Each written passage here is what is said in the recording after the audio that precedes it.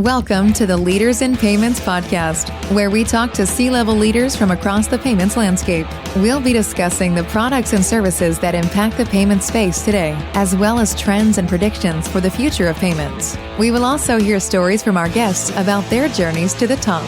We have a great team here, very diverse.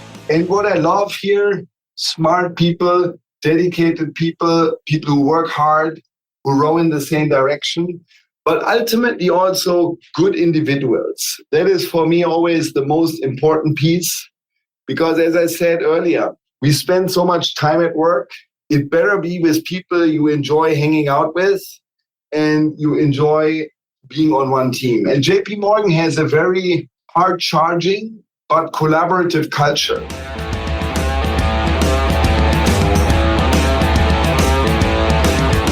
That was Max Neukirchen, Head of Payments and Commerce Solutions at JP Morgan, and he is my special guest on this episode 293 of the Leaders in Payments podcast, and I'm your host, Greg Myers.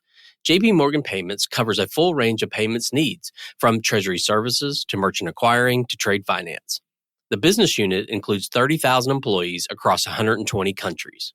Max and I talked a lot about payments, including how JP Morgan Payments services small to large clients, what makes them unique in the marketplace, and who they compete against. We also talked about innovation, as well as how Max sees the future of payments in the next few years. We also go on to talk about culture and leadership and some of Max's passions, including skiing and tennis. We've got a great episode ahead, so let's get started.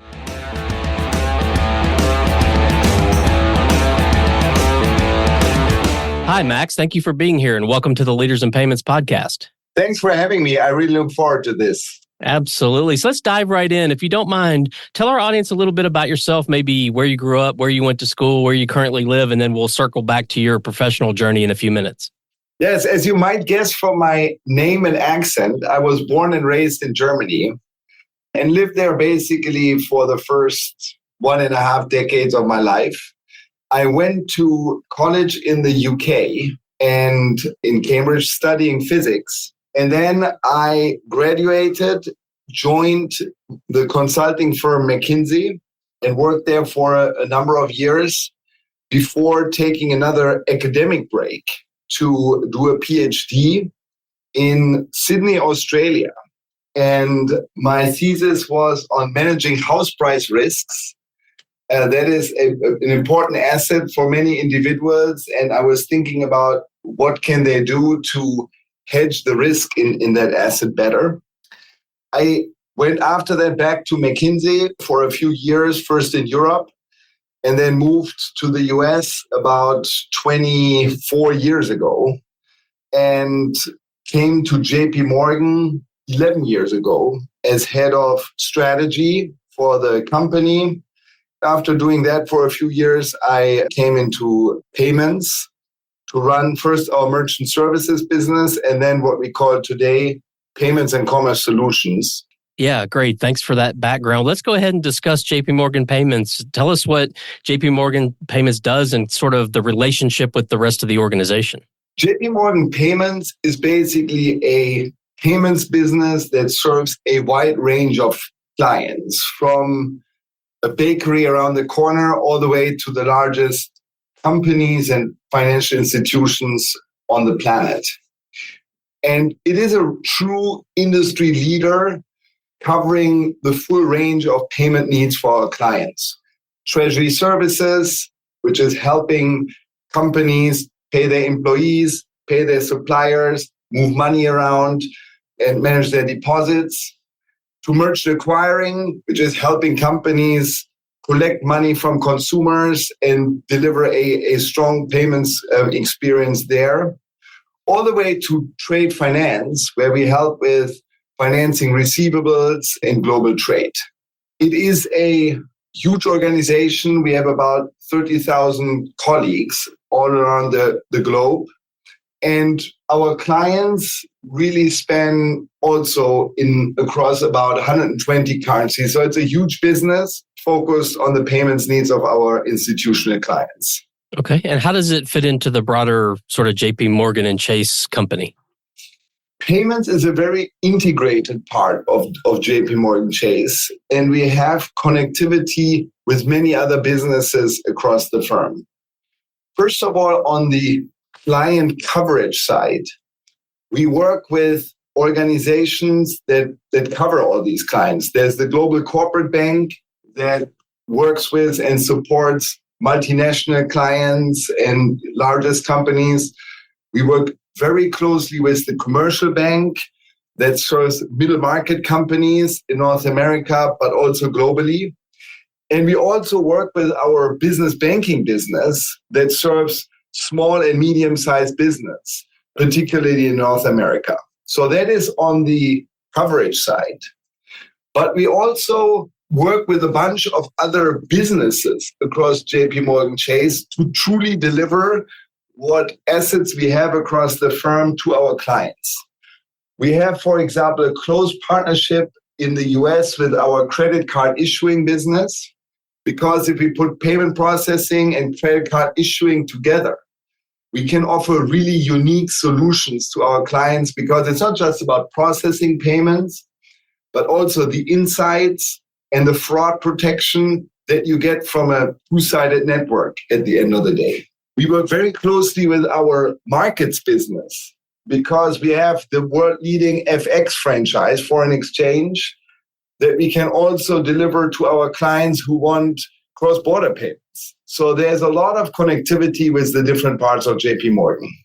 Okay, great. So you've explained sort of what you do in this big global scale and big company and all the markets you serve. Who do you compete against? That is a really interesting part of our business. We compete on the one hand against other banks. This is particular in our treasury services business, where most providers are other large banks, global banks, local banks, who cover clients and also help them move money and process payments. Especially on the commerce and the merchant services side, we primarily compete with fintech firms who deliver specific solutions, tech-first solutions, and have also grown significantly in the last 10 years, let's say. But we are the only bank, the only institution, I would say, who really has these different businesses under one roof. And therefore, we combine the strength of a regulated financial institution with its scale, safety, stability, with the strength of a tech-first organization that we also are, that focus on modern infrastructure, modern APIs, great customer experiences. And that is what makes us unique against all of these competitors, that we really offer our clients the benefits of a large, stable partner, together with the innovativeness and the technology strengths that some of our fintech competitors bring to the table. But no one else has it in the same way as we have. Okay.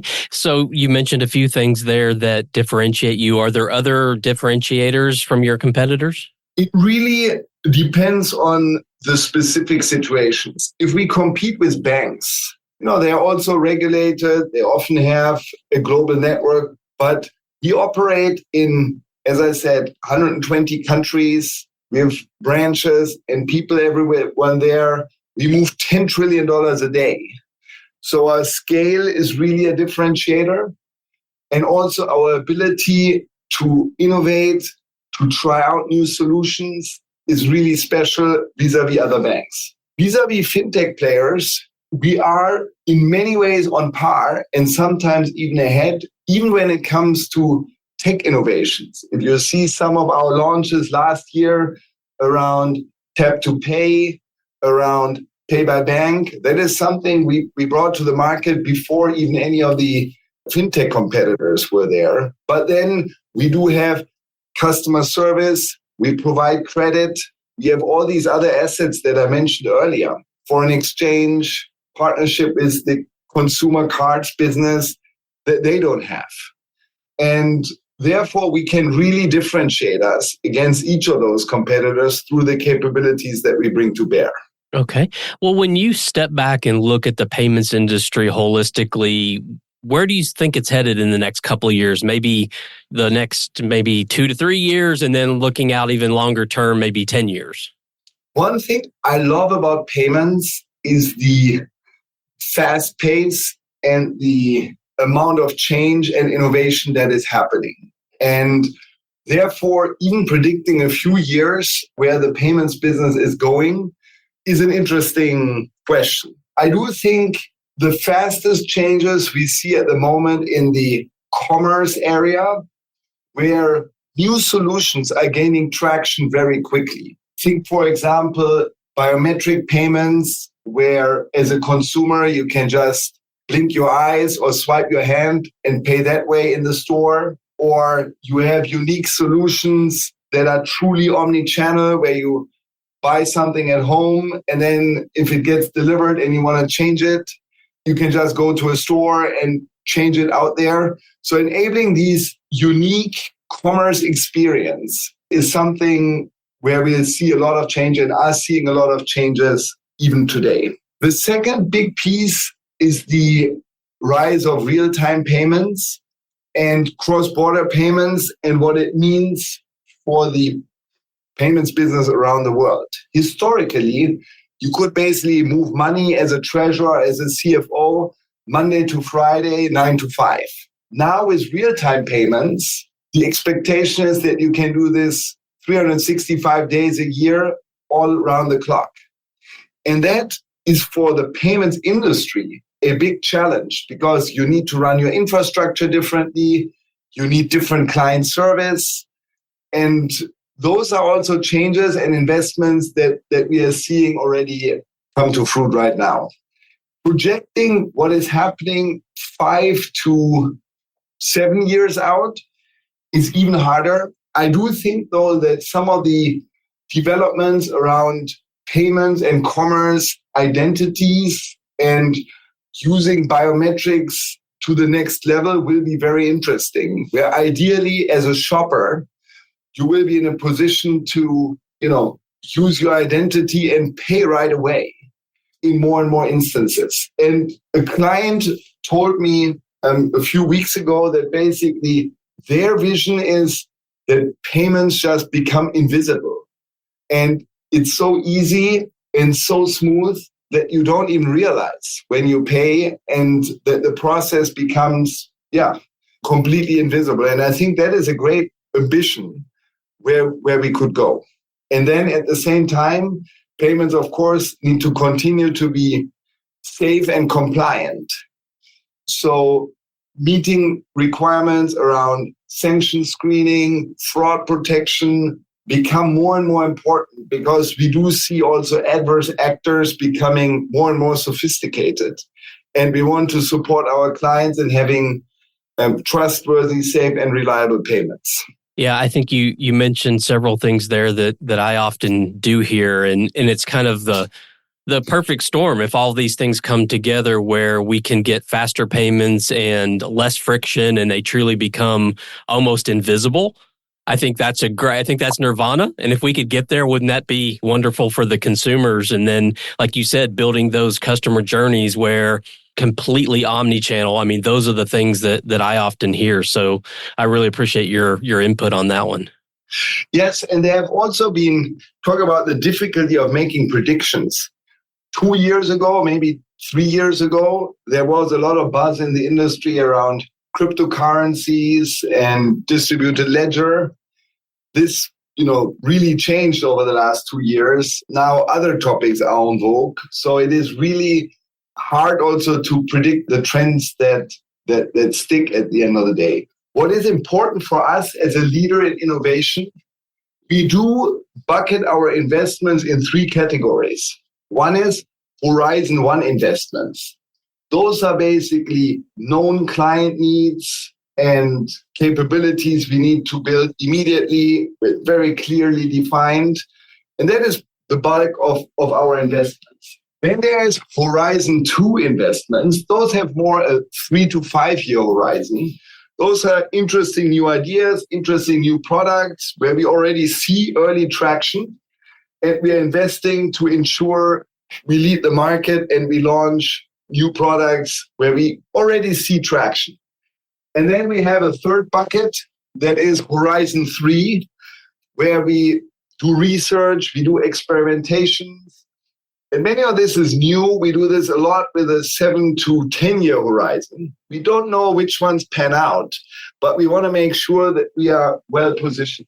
And one thing I also always learned and have seen over time in payments, it is really important that you invest consistently, year after year after year after year, to strengthen your platform, strengthen your solutions, and be able to innovate.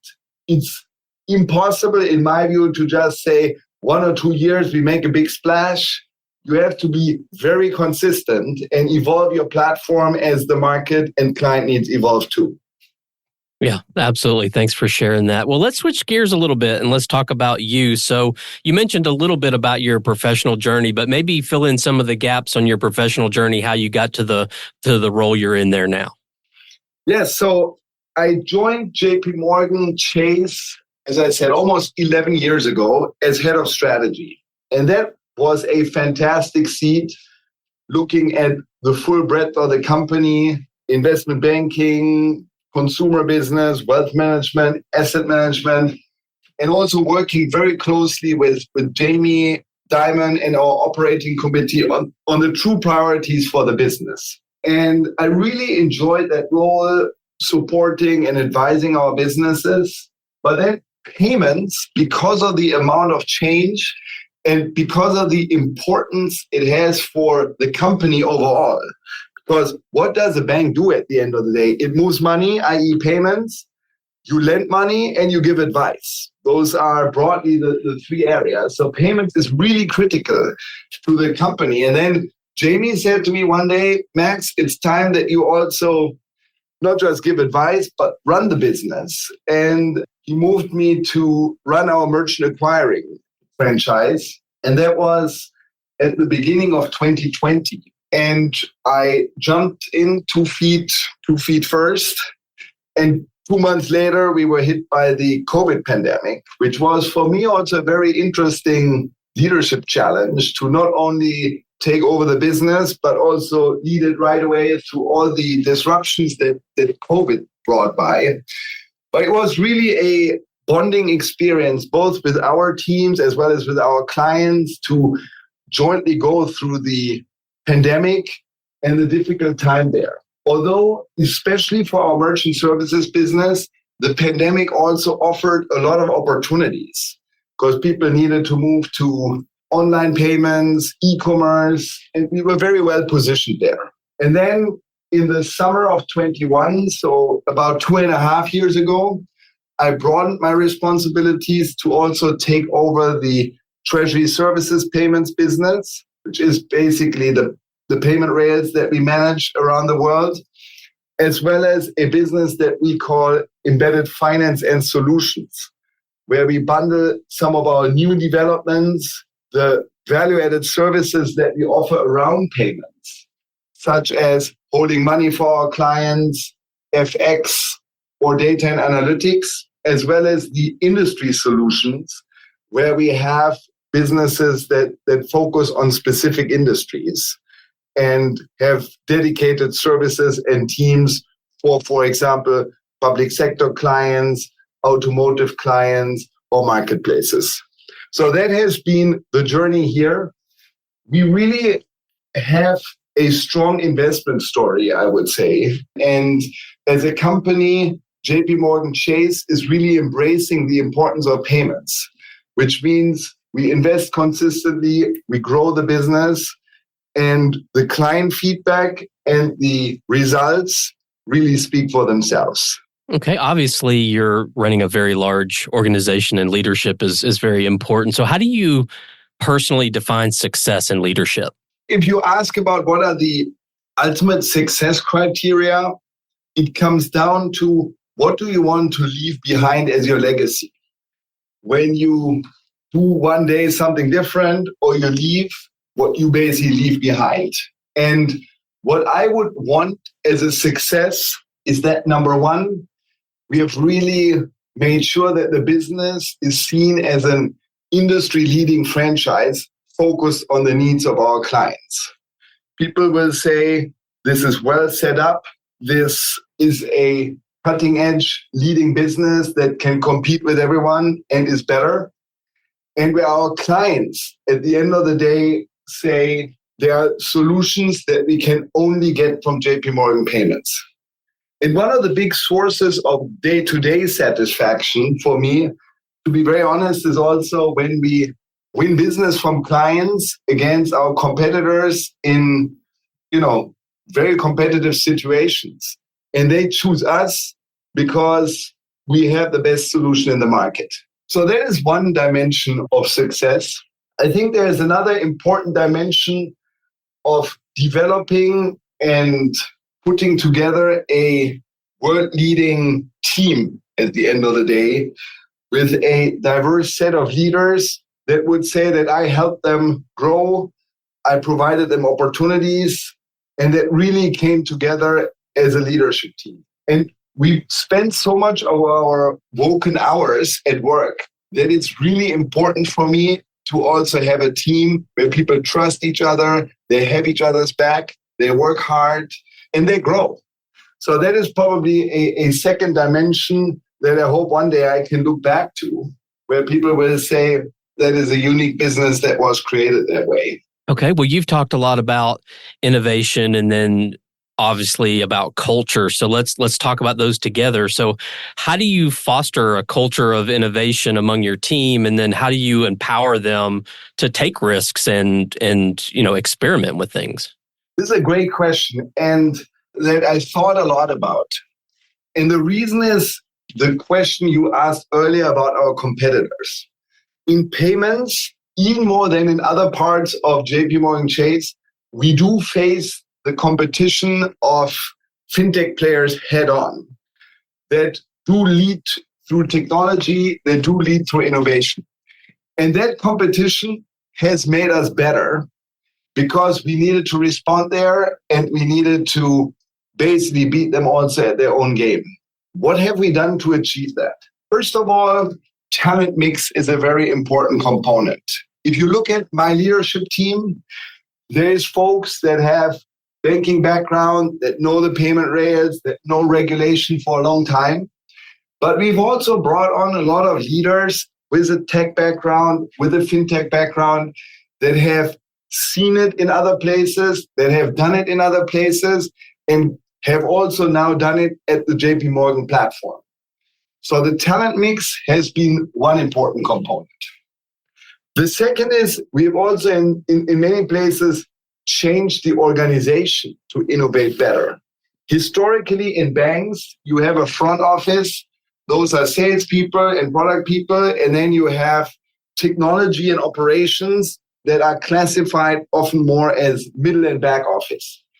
We have done this very different in payments, where operations and technology are in most cases the product and the service. So we've created integrated teams with one leader who looks after product and technology, product and operations together, which allows the teams to be much more nimble, much more agile, and innovate better. So that is probably a second change we made. The third change we made is that we work a lot more with third parties. Historically, also banks always thought they, need to build all the solutions in-house, and only what is done in-house by the own tech team is worth offering to clients. We now work with partners and third parties in all kinds of constructs, through commercial partnerships, through investments, through M&A even, to accelerate our roadmap or de-risk our roadmap and deliver innovations faster and better for our clients. On that one, you have to be very disciplined, because people come with ideas for partnerships or investments all the time, that you have a clear roadmap. And then you do partnerships and investments wherever it truly fits to a roadmap. But that has also helped us deliver better and quicker for our clients easily. So those are some specific examples of how we are looking to be nimble and agile and more innovative in the market. Okay. Well, how do you strategically lead your team to be competitive in this space? There's a number of items that I personally do to help shape the priorities and the agenda. Number one, you have to be open-minded and listen to your clients. I do spend actually quite a lot of my time with client conversations, with client discussions, client dialogue, and listen to what they want, what they need, what is important to them. Because ultimately, that is what we do. We serve our clients and we need to understand what their needs are. We need to read the needs and anticipate the needs and make sure we deliver on them.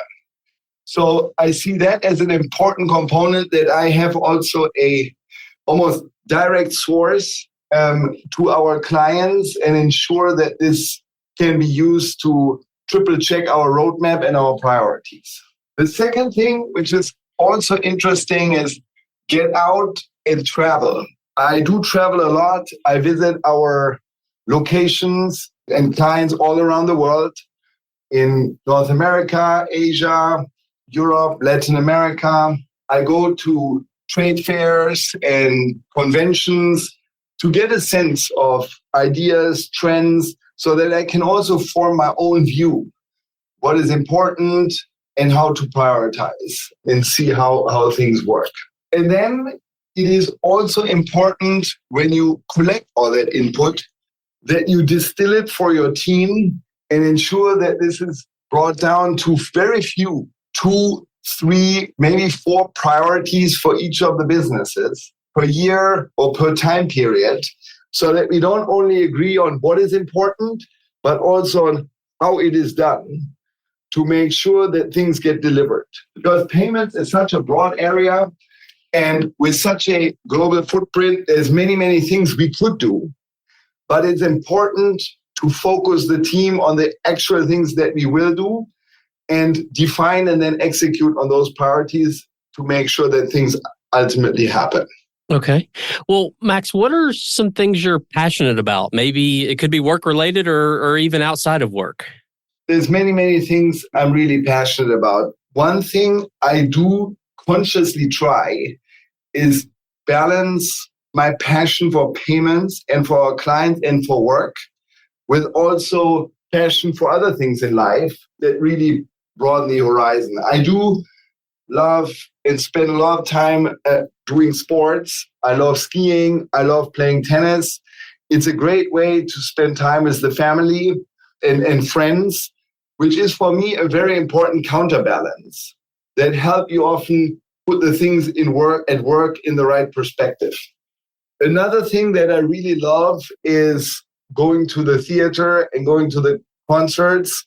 I live here in New York City, and we are blessed with so many world-class institutions here where you can literally just slip out at night after work and, listen to a great concert or see an inspiring play, which then often, brings you new ideas, new perspectives, and different thoughts. And I think that balance is important for me personally to, maintain a broad perspective. But it's also good, as passionate as I am about work, to really level things out when needed. Okay. Well, this next question, I love to ask people because everyone has kind of their own unique experiences they can bring to the table. But what advice would you give to someone who's just starting out in the payment space? When you start out in the payment space, the things that I would suggest is the following. Number one, be open-minded. It's such a broad area with so many opportunities that it really benefits someone, especially early in their career, to test out different things and form their perspective in terms of what they really excite them and where they want to learn more and just dedicate their time. I think finding the right people to work with, if I look back on my career, is probably always the most important thing. Where do you think you get the best apprenticeship? Who do you think provides you the best learning opportunities? Who gives you new ideas? those are the individuals, when I think back, when I started my career, where I benefited a lot. And there's a whole bunch of mentors and supporters in hindsight where I'm endlessly grateful about the opportunities they offer to me. And finding the folks you would like to work with that will help you and that will help you drive your career is probably the most important thing to do. And what the actual topic is or the context is almost secondary. So those would probably be the two important things. To say it again, one, be open-minded and open to try different things, and then find your right team, find the right mentors and people you enjoy working with that then create the opportunities for you. Okay, great. Thanks for sharing that. So one last question, and we're going to circle back to JP Morgan Payments. So what makes JP Morgan Payments such a great place to work? Number one, the people. We have a great team here, very diverse. And what I love here, smart people, dedicated people, people who work hard, who row in the same direction, but ultimately also good individuals. That is for me always the most important piece. Because as I said earlier, we spend so much time at work. It better be with people you enjoy hanging out with and you enjoy being on one team. And JP Morgan has a very hard-charging but collaborative culture that is really an enjoyment to be part of. That is probably the most important reason for me, the people. In addition, what I really enjoy here is the willingness to invest in payments and the willingness to build a world-leading franchise, not for the years, but for the decades to come, in good times and in bad times. And that gives us a lot of comfort that we have roadmap, we can commit to our clients, we can deliver our clients, and we get things done. That is probably a second piece. And then the third piece is I'm just always stunned by the strength of the assets we have at JP Morgan. I said it a bit at the beginning. We are the only payments business with MS and TS and trade finance all under one roof. We are the only institution at this scale that has, the FX business, the partnership with others. And you can really see it, how that delivers value for our clients. And that is also the item when folks join us externally that they find striking is the capabilities we have and how we bring them to bear in the market, as well as the reach that JP Morgan has all around the world. And those are things, that make me very proud. Okay, great, Max. Well, thank you so much for being on the show today. I know your time's very valuable, so I really appreciate you being here. Thank you, Greg, for inviting me, and thank you for allowing me to share my passion for payments. It's really been fun to do this with you. Absolutely. I really appreciate it. And to all you listeners out there, I thank you for your time as well. And until the next story. Thank you for joining us this week on the Leaders in Payments podcast. Make sure you visit our website at leadersinpayments.com, where you can subscribe to the show and where you'll find our show notes. If you enjoyed listening, please share on your social channels as well.